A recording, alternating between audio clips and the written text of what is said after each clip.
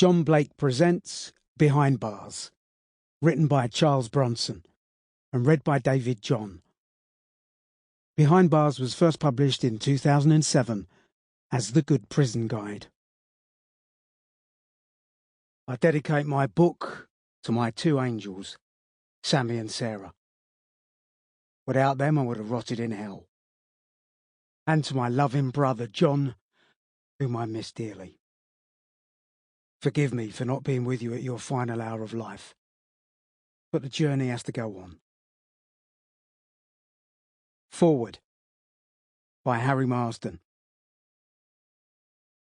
For anyone who's never served time in prison, understanding what prison is all about is well nigh impossible. But I'll try and explain it to you. Remember when you were a child? Maybe you played hide and seek and you looked for the best place to hide. Usually the hiding place was a cramped space in a dark and dingy cupboard. That experience might have been the nearest you will ever have been to understanding what being in prison is really about. Let me tell you a little about prison segregation units, as they are where both Charlie Bronson and I spent most of our prison life. Charlie continues to experience these units, whilst I've long since left them behind. Even so, the memory of them is branded deep within my mind.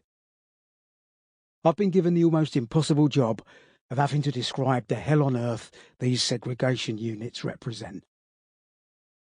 I don't even think the imagination of horror writer Stephen King could impart the degradation, the pain and suffering these places create for mankind. These places are extreme.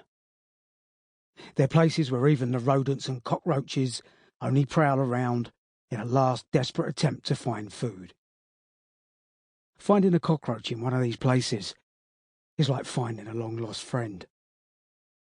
It is your only friend. According to how dangerous you've been labelled, between 2 and 10 screws await you when your cell is unlocked. Should you decide to fight them, then you can be certain that however many there are at the start, twice that number will come running to the aid of their colleagues. And, as Charlie says, no matter how many times you land a punch on them, you will receive 10 back for every one you throw. You will find yourself stripped naked and forced into a piece of equipment called a body belt.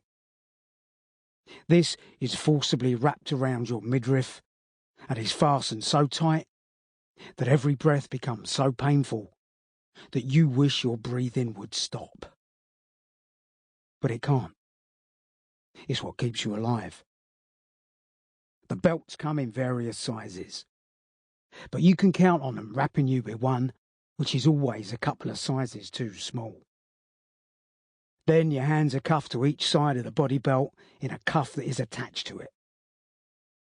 You're now trussed up and not able to defend yourself from the boots and fists that come flying your way.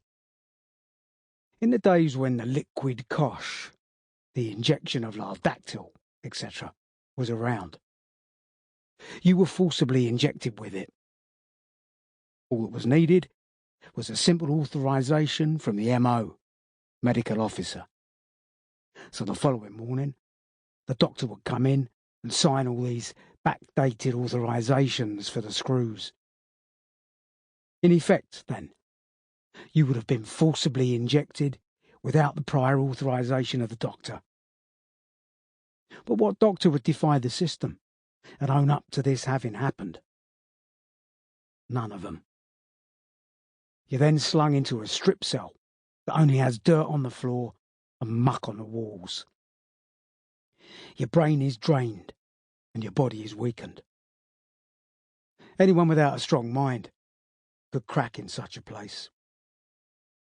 That's how it was when I first met Charlie in Armley Prison in Leeds all those years ago. Ever since, we've remained good friends. And things have changed in some of the prisons, but not all. Currently, Charlie is in Wakefield Prison, in the special unit. He's totally isolated from mainstream and other high-security prisoners, because he's... Sample complete. Ready to continue?